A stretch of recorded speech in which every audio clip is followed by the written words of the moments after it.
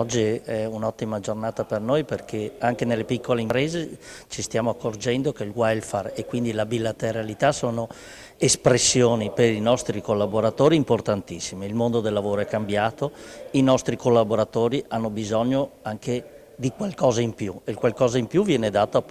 appunto dalla bilateralità, ma soprattutto dobbiamo pensare al domani e il domani vuol dire sfruttare ma soprattutto migliorare adattando alle esigenze di oggi questi enti bilaterali. Io mi auguro, ma anzi ne sono convinto, che il risultato di queste giornate, di questi incontri porteranno senz'altro a sensibilizzare le esigenze dei nostri collaboratori, ma che diventano anche le nostre esigenze.